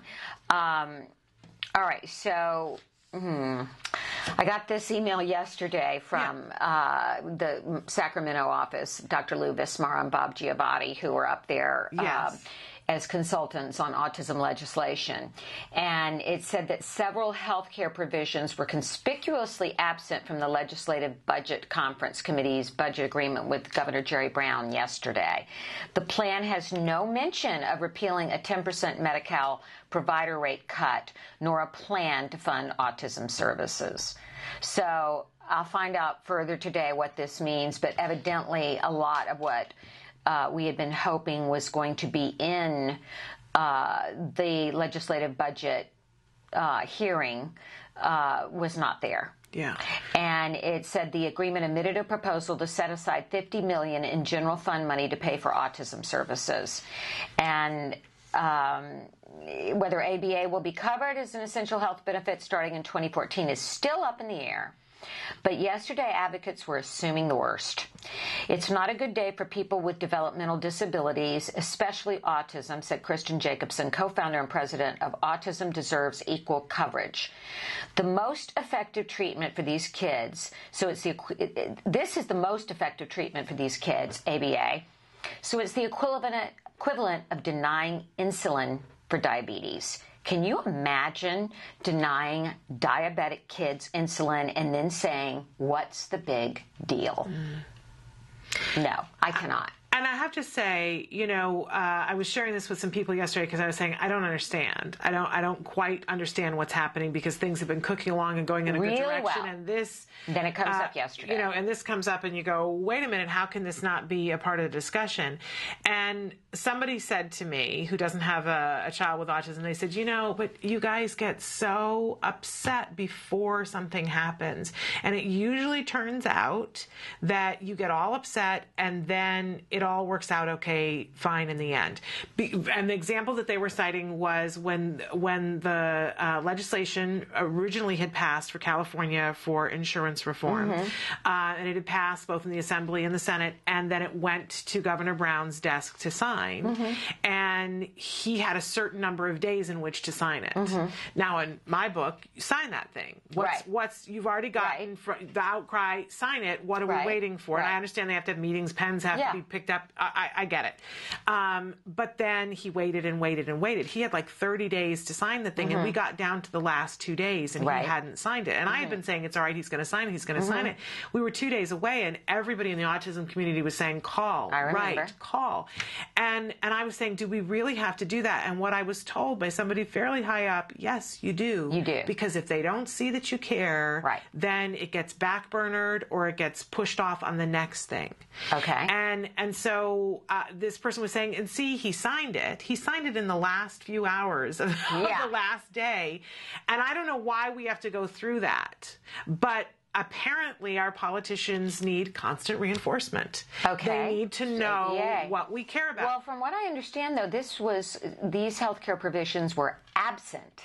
Exactly. They weren't even included. Right. Repealing the 10% Medi-Cal provider rate and a plan to fund services that would have been $100 million to help pay for ABA. And we need to be vocal and say this is essential. Right. Well, I'm going to find out who we can register our dissatisfaction with. And I'll talk to Dr. Vismara and see what he recommends. I would love that, because clearly we need to say something, or they think we're not listening, and we're always listening. Well, and okay, I don't know who this friend was, but sounds a bit, you guys get so upset. I know. And then wait, well, gee, I mean, I can imagine saying that to somebody about the Voting Rights Act, an African American. You guys get so upset about being able to vote. Well, yeah, we get so upset about being able to save our kids' lives. Yeah, we do. It's one of those things we do. One of those things we do. We get the glum about it. We do. We get. And then I don't know, I turned on the news the other night and I saw a lovely story. It's a good story. It is a good story, because we have to end on a good note. And we had covered on the show earlier in the month that SAP, a computer company, has been very vocal and sent out press releases saying that they want to add a huge amount of people on the autism spectrum to their workforce in the next decade, and how exciting that was. And NBC picked up that and then showcased a very special school in Plano, Texas. And it was one of those things, my son and I were sitting there, we turned on the news in the last few minutes, and it popped up, and it was a dad with autism who was saying, I saw a need. I saw that my son... A dad with autism? With a son with autism, excuse me. And he said, I saw a need. I saw that my son had mad skills, and I wanted to make sure that he had someplace to go to. And it was a great story. I'm sure that you can watch it on their YouTube page. It was NBC Nightly News about this non-Pare school. And it was truly... so heartening to see all these young people and all the skills that there was one woman in particular that they interviewed, and she had been looking for a job sweeping floors, and now she's a programmer. Her skills match her ability, and they're finding ways for that to happen. So that's great. We just wanted to give a shout out to them. If one to these dads who the program, Gary Moore and Dan Selleck. And it's just meeting a growing need. The kids are creating apps, and one of their students has written 2 children's ebooks. It's amazing. Yeah, it's great. That they're and that again is in Plano, Texas. And I hope that you'll check out the whole story on NBC News. Nightly News. And we thank them for covering that. Yes. Very cool. Okay. The good news, right? The good news. Okay, and then we're going to take a break, and we have 2 special guests who are going to be talking with us about swimming and swim safety. I can't wait to talk about this, because I've got some issues with Wyatt and swimming. He's a fabulous swimmer, but if he'd stop long enough from stimming and playing with the water to do his strokes, so I'm going to talk about hopefully that. they're going to have some information on great. that. So stick with us. More from the swim professor when we come back.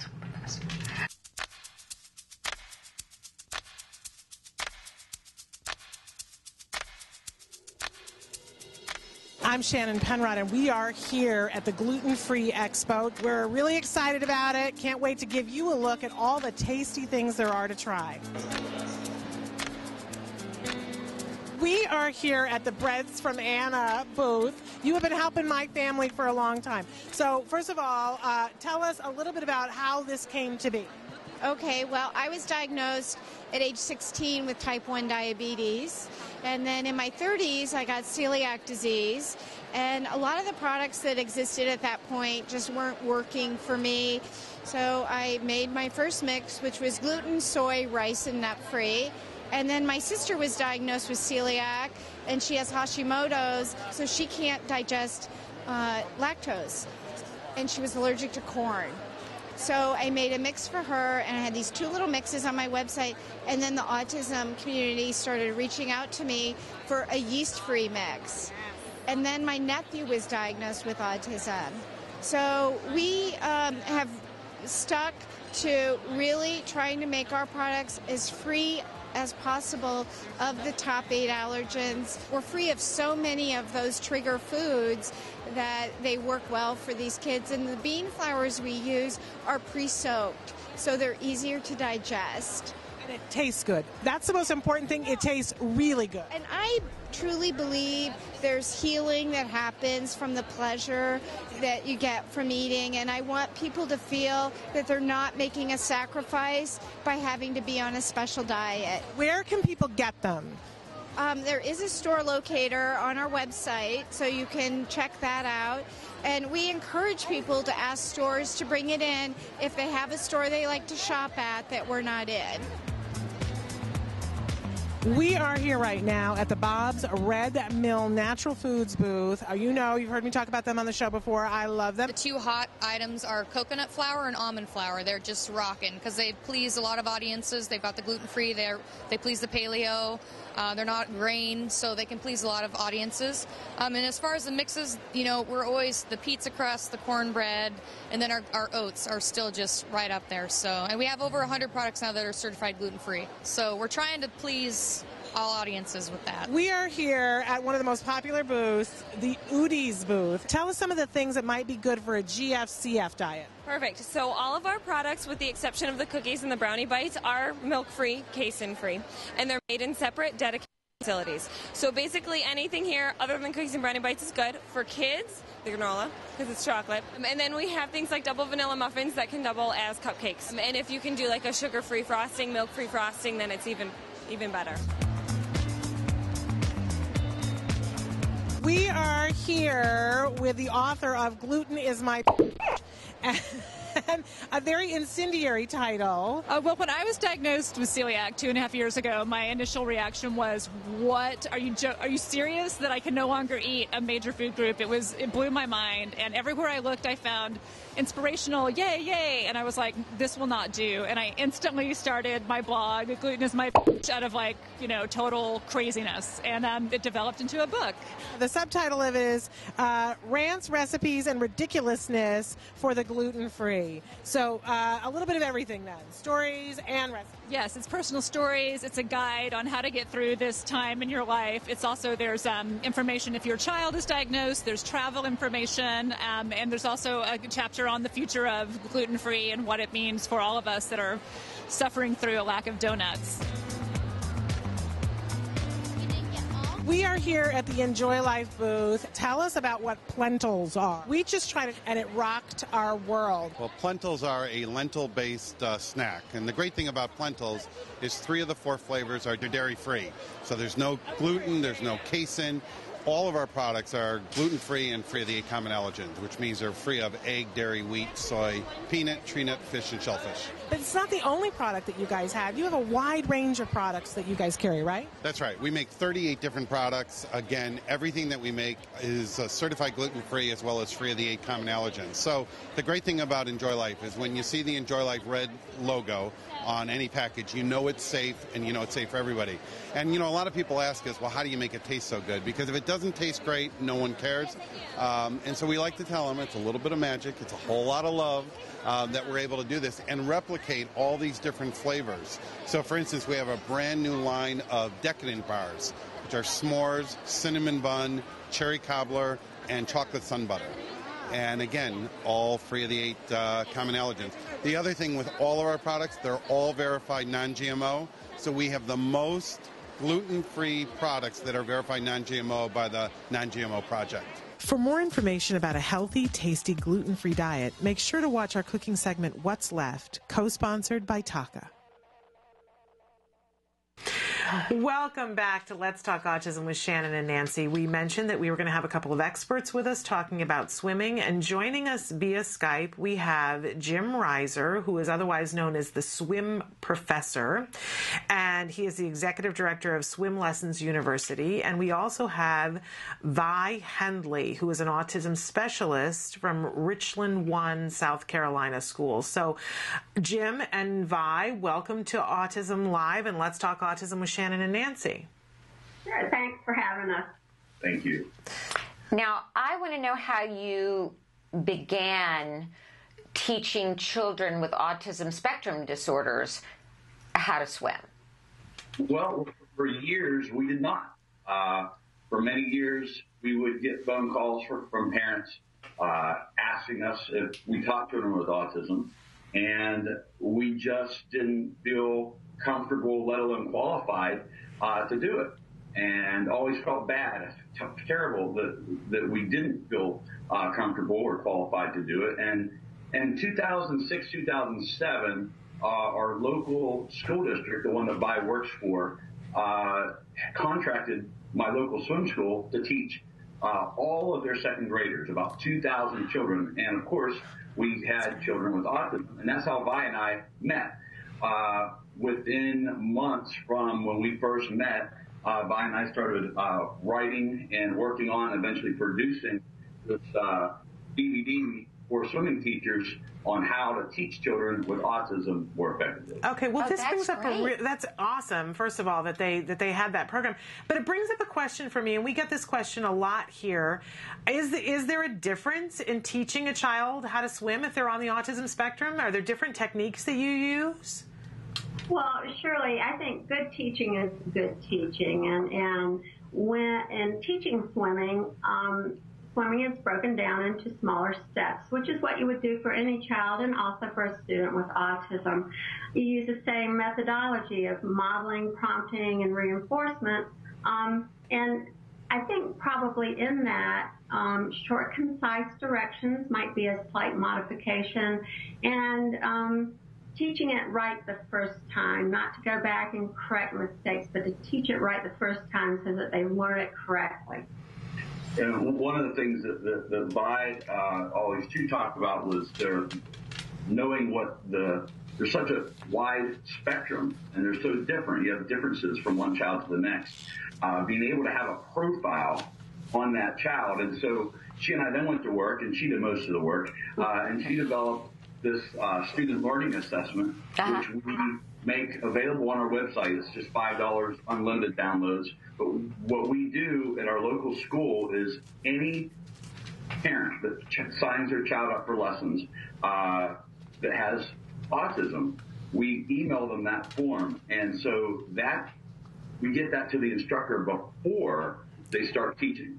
So that gives the instructor that profile on the child so they know some of the tricks and tips that might help them be more successful. Right. I noticed that you make particular note of any sensory motor issue, which I think is so important. And Vi, I'm going to ask you a question about my son later, because he has that issue, even though he's a marvelous swimmer. Well, maybe now's a good time. Do you want to talk about it? Yeah, let's talk about it right now. Okay, before we get into children that don't want to get into the pool, I have the opposite problem. Because I was a swim teacher as a teenager and young adult, I taught infant swimming. So, of course, when I had a baby, I was going to get him in the pool right away, which I did at about 3 months. And, you know, he naturally blew out, and I would pass him from my husband to me, and he eventually picked up the swimming, and people would freak out because this little, you know, I remember being somewhere when he was 9 months old, he was swimming around the deep end, and people are like, there's a baby. And I'm like, he knows how to swim. The first couple of years were not an issue. He loved swimming. He took lessons. But later he developed a self-stimulatory behavior that comforts him, which is splashing water. So what happened was, his swimming lessons, because the instructors were not trained to work with autistic children, it would be basically a waste, because he would swim a couple of feet and then he would sit there and splash. And the whole lesson would be, Wyatt, stop splashing, swim. And they didn't know how to use that as either a reward system or how to extinguish that behavior. What would you do in that kind of case? Well, I actually have played with water myself to find out exactly what it is about water that kids with autism often have a fascination with. And it's the color, it's the sparkle of the water. I would tend to allow him time before the lesson to splash as much as he wanted, to flick the water as much as he wanted within a period of time. I might set a timer, for example. Then, throughout the lesson, it depends on the level also of your son. I don't know, what intellectual level your son is. Right. He is high functioning, and he's 11 years old, and he knows his strokes. Okay, wonderful.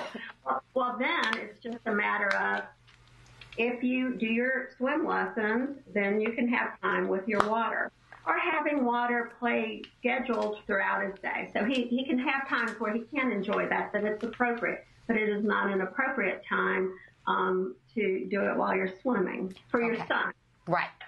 Okay, this is what many of the ABA experts have told me, and even Temple Grandin, Shannon wanted her advice for Wyatt because it was such a issue for me, and Temple compared it to rolling this piece of metal on her bed when she was young, and her mother limited the time she did that. And that became very effective, and then eventually extinguished the behavior. You're going to have to take over because I'm having a coughing attack. Absolutely. And so we hear that a lot of times kids who are on the autism spectrum, they love the water. They're happy to get into it. But that's certainly, we don't want to assume that that's every child. There are some children who are terrified of the water. And I'm curious to know what you guys do when that's the case. So you start now. Okay, sure.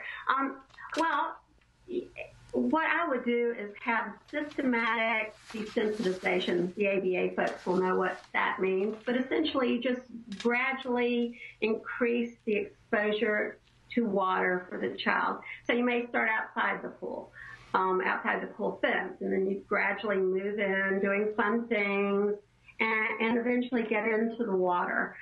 You would also use visual supports, video modeling, having the parents around. And having the parents around is something we do. A long time ago when I first started teaching, we were kind of trained that if you had a fearful child, out of sight was out of mind, and so you'd have the parents leave the room or the area. And over time, we found that it was actually the opposite would be more effective. Let's face it, whether the child has autism or whether the child is his first swimming lesson, their fears are real. Yeah. So they're not making it up. And so I think the worst thing that we can do is take their security away from them. When I studied and came up with some of the different techniques that we use, I studied Mr. Rogers' literature. And one of the things that Mr. Rogers said is with any child, acknowledge their fears. Tell them it's okay to be scared. Don't say, don't be scared. It's okay to be scared. And it's almost magical how just acknowledging their fears and let them know that it's okay, letting the parents be there for their security, and all of a sudden those fears just start going away. That's such an important point. And by the way, I want you to know I'm a Mr. Rogers fan too. I don't think we ever gave him enough credit as an educator. He really was good. I agree. So we've had a lot of cases in the news lately. Yes. A lot of drownings that have happened, and that was one of the reasons why we wanted to have you guys on. As the summer months approach, we see the kids elope and they go to the water, and safety has got to be number one for a lot of us, our concern. And I'm curious to know what you guys advise parents so that we can get that safe swimming in place. And can I just interrupt here and say, I hope you will urge parents not to put children in those water wings that I see. Well, let me comment on the water wings. I have a number of life jackets right here, so I'm going to lean over. Okay. This is great. that, and I'll go, let me mention Tom Griffiths. He's the president of the Aquatic Safety Group. He has a program called Note and Float. And basically, if a child cannot swim the certain distance, they can't pass the facility swim test, that's typically across the pool, they should have, unless they're working with an instructor or they're within arm's reach of a one-on-one supervision, they should be wearing a life jacket, a Coast Guard approved life jacket. That doesn't mean they don't get to watch them. That's not a permission slip not to watch their child, but it's an extra safety barrier. Now, you mentioned water wings, and water wings have been criticized for a long time for some good reasons and some bad ones. But there's a new device that Stearns makes. It's called the puddle jumper. And this looks like water wings, but it's not. It's a Coast Guard approved Type 5 life jacket. Works wonders with young children in the 30 to 40 up to 50 pound range. And what's different about it is these can't deflate. What's different about it is the child, they can't slip off because they're all one piece. And then finally, it clips on the back, so they can't take it off. It's on their back. Great. So a great Coast Guard approved device to let the child start getting some independence in the water. And what the arms do, and this is why parents like water wings for so long, is it gives somebody that doesn't have their balance in the water, it just gives them their balance. They can get vertical and they don't follow their front or follow their back. So it gives them that security. Now, this is a Type 3 life jacket, and this is a really great swimming life jacket. It does not give them that balance. So in a Type 3, you've got to learn some balance, and sometimes that doesn't occur till 3.5, 4 years old. If you work with them, they can learn it at younger ages. My son was vertical and had his balance in the water with this at 2. What's great about this particular life jacket is it's a swimming life jacket. These arms, if you ever watch this child in the water with a ski vest, which is a Type 3, and it rides up like this, ears. Yes. Well, those are great for the boat because they're comfortable, but they're not so great to swim or practice your swimming skills in because they become uncomfortable. This is designed with a smaller armhole so it doesn't ride up on them, and yet it's still, it's a Coast Guard approved. It's got the cute little fin on the back, which is great for in the ocean. That's so cute. The Nemo is darling. Very good. So these are great. Now, are we going to have a link to their website on our website? We absolutely can do that on our Facebook. Yeah, because parents are going to be, of course, where do we get these? Where do we get these? Absolutely. So, they're actually available on our swimlessonsuniversity.com. Okay. And I do have links under useful links to the Note and Float program that I just mentioned, as well as the Safer 3, which I wanted to talk about if we have some time. You had asked about, how do we make our children safer? Right. Yes. Do we have a minute for that? Absolutely. Yeah, go ahead. for it. That's important. Safer 3 is a national water safety initiative. And one of the main components of the Safer 3 is it's called SAFER. So the R in SAFER stands for risk. Where there's water, there's risk. You can never eliminate the risk of the water. So because you can't eliminate it, they're encouraging parents and caregivers to ask this question: where are my risks, and what strategies can I implement to reduce those risks? Now, for infants and toddlers, according to Safe Kids Worldwide, over 50% of all drownings occur in bathtubs for infants. So you never leave your child alone in a bathtub. We know also that for children, as many drownings occur in those little portable blow-up pools or plastic pools as they do in an in-ground pool. And so, parents, if you are watching and you have a little blown-up pool or a portable pool, don't leave the water in it when you're done supervising your children in that pool. Empty it out.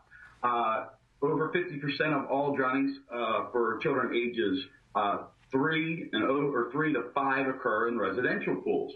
So where are my risks if I'm at a residential pool? Is there a 4-sided fence around the pool? Is there a self-closing gate? We like the Magna latch. Is there a safety alarm, like the safety turtle, on that latch that will notify adults that somebody has entered the pool? And of course, that's part of safer water, part of safer kids or safer people is that you have a designated water watcher, somebody that's watching the water, not talking to somebody, free of distraction. And you, of course, learning to swim is a huge component. I mean, if a child can swim, they're safer. But according to Tom Griffiths, even when you have that supervision today is getting worse. With iPads and texting and iPhones, over 70%, this is according to Safe Kids Worldwide, over 70% of all drownings occur when the child's in the care of one or both parents.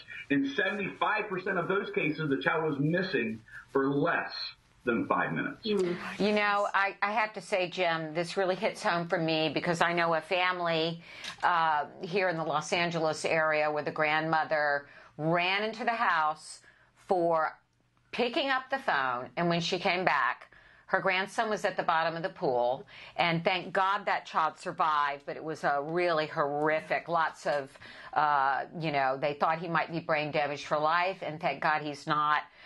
So thank you. That was a wealth of information for our parents. Now, Vi, I'd like to get back to you on anything you would add specifically for parents of children with autism spectrum disorders.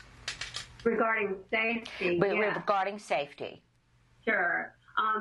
As much as you can, use visual support. And we actually have some with Swim University, the Safer Kids and the Water Swim. Our Safer Kids Water Safety book, and then the Water Smart 101 video, or those visuals that Vi is talking about. Okay. Right.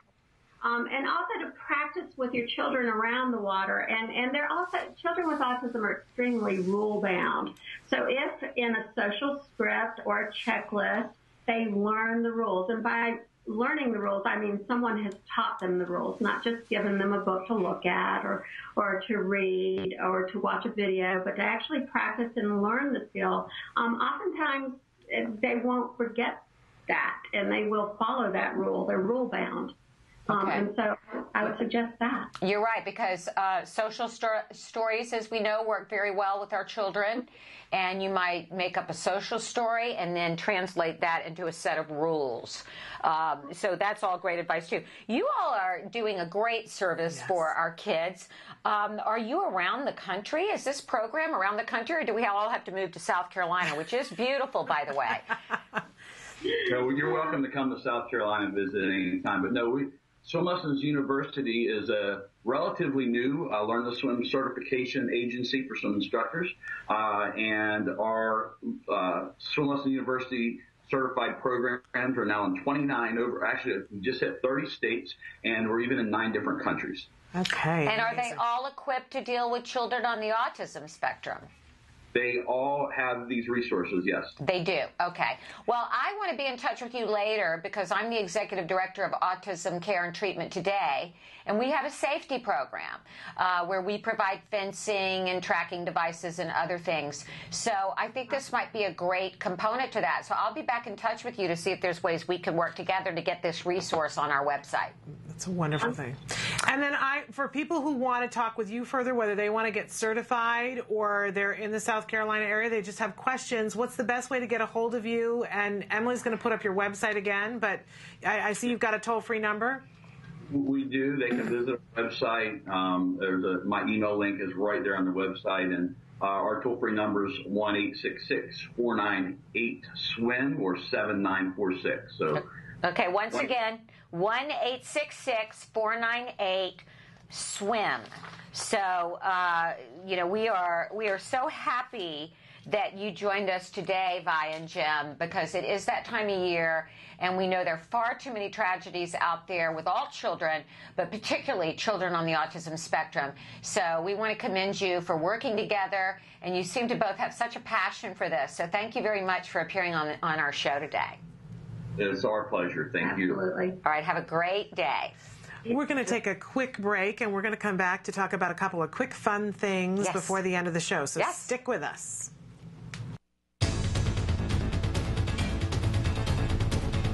Hi, I'm Shannon Penrod, and this is my son, Jem. We're here today at the Home Depot. You might know that Home Depot is famous for giving free classes to adults on lots of things like tiling and other home crafts.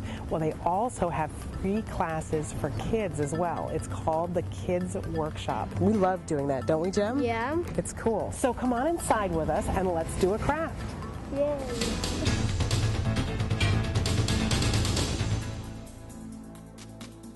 The Kids Workshop is a program that's been around with Home Depot almost since we've been a company, and it's been developed to allow kids in the community to come in and give them an opportunity to build something, to be able to create something and be able to take just simple wood pieces and put them together with nails and hammers and screwdrivers and then paint them. So you do this every first Saturday of the month. Any Home Depot that you go to on the first Saturday of every month between 9 and 12, you can join different associates throughout different stores and build these projects with these kids. And do they have to do anything beforehand, or can they just show up on that Saturday? All they need to do is show up. We have all the tools, all the materials that the kids will need. We have aprons that we give to the kids that they can take home and maintain their pins. They get pins on a regular basis for completing projects. With that, they can keep track of how many projects they've done. And it's all free. It's all absolutely free, all provided. Which is wonderful. And Wilson, I have to say, you guys devised this for all kids to be able to do this. Correct. What I particularly love about it as an autism mom, it gives my child a place to come and learn a new skill, to socialize with kids of all kinds. Absolutely. And that's what we're here for. Home Depot is definitely loves to be involved with the community and bring the community in to work with us. That's what we love to do.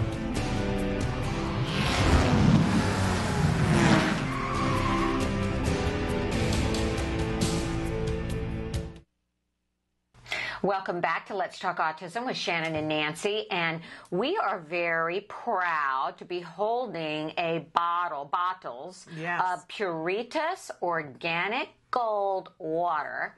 Okay, now this water is not your average water. No. It is fulvic enriched hydration and antioxidant system, and it's extremely rehydrating, has a much higher level of hydration than other waters. It's pure. It has, I think, electrolytes to which hydrate, oxygenate, restore, and nourish. So it's great for athletes, great for all of us, great for kids on the spectrum. And the really exciting news, Shannon, is that Organic Gold, fulvic water, is going to be a proud sponsor of Act Today. Which is fabulous. Yes, and they are donating up to 30% of proceeds from the sale from every bottle of Puritas Gold sold. And I have to say, I love that. But can I just tell my own little side story that yes. I've had a bunch of health things going on, and one of the things that was recommended to me was that I get more alkaline, that I get my alkaline balance. And I said to somebody, how do I do that? And they said, you want to do that with water, but don't just do any old water. It's very important that you get very specific alkaline water. And so you know what I did? I Googled alkaline water, and this is what came up. I'm so happy to hear that. I got so excited because this is exactly, and I know because I had some of this at an event and said it tastes good. It tastes good. It doesn't have any metallic taste. Yeah, and it isn't your typical water, though. This will actually help you to get alkaline, something that we all need to do and that we need to do with our kids. We do. And I just want to thank, first of all, Karen Nelson, who is with Puritas Organic Gold and has, been part of making this happen. She and Jerry Waterman have been just tremendous working with them, and they have come to, so far, 2 Act Today events. They came to Stephanie's Day, where we had a booth, and they passed out water to everybody there. Everybody was crazy about the water. It tastes really good. They're providing it for all our Act Today events, which is wonderful. They're amazing. And then we're going to get this in a lot of stores. They're getting it out there now. We'll let you know where you can get it. That'll be up soon on Act Today's website. If you don't have it in your market and you want to support Act Today, which maybe you can't make a cash donation, you can go out and buy Puritas Organic Gold and know that up to 30% of each bottle goes to help underprivileged families. There's Don the Dragon with Puritas Gold. He's one of the top martial arts. There's Kelly and Don from Young and the Restless with their Puritas Gold. Bonnie Hunt, we love her. Yes, we love her. We love her. Oh, look at Kyle Massey, or is that Chris? No, I get Kyle. the twins mixed up. That's Kyle. And Joe Montana, be still my heart. Love you, Joe. There I am with my Puritas Gold. How fabby do you look? and you really have to try it. I mean, you feel different. It tastes great. It is not your typical water, and it does great things for you. So for more information about it, you can visit PuritasBeverages.com, www.PuritasBeverages.com. And once again, we want to thank you, Puritas Gold, for working with our children, for supporting our mission at Act Today to provide resources and treatment to families that cannot access or afford it. Wonderful. But I want to say again, it tastes good. It tastes good. It's good for you. Yeah. So, fabulous. We've got about a minute and a half. Emily's going to show you some of the ways that you can get in touch with us here. You wanted to talk briefly about Stephanie's Day, this wonderful event that you went to. I'm going to drink some more water while you do that. Okay, while you talk, I think we have a picture. Emily, do we have a picture of me with Stephanie herself? There we are. There's me and Wyatt with his typical no smiling face. He hates to smile for pictures. There is Stephanie herself, Stephanie Malden, who is the daughter of Steve Malden, who created it, and the general manager of KCBS and KCAL. And there is her mom. And these are they are the most wonderful people. And I have to say, the Maldens are just... I so salute you. We gave Steve Malden an award last year, the Activist Award. What a great man. I got to meet them when they were on the red carpet. And his wife, Sheila. What a beautiful family. They are a beautiful family. And that Stephanie's a darling. She is. She's absolutely precious. And it was a great event. Great event. All kinds of resources. And it takes place every year here in Los Angeles. I urge you to go out next year to Stephanie's Day. And they do another one in Texas, too. And we'll keep you guys posted about when that is. Great. As we get ready to leave, and I want to thank everybody for being here, I want to remind you to go to Elysian Fields Farm. You can register for that Horse Boy event that's happening there. You should think about going to this, madam. Really wonderful event. They're going to show the screening of the film on the 19th. I got it right. The 19th of July. And then that weekend, Rupert Isaacson will be there to do the workshop. So a really amazing thing, Colorado Springs, if you can get to it. All right. We're out of time. Out of time. And you always say... please give your kiddos a hug from me. And give yourselves a hug from me. Bye-bye for now.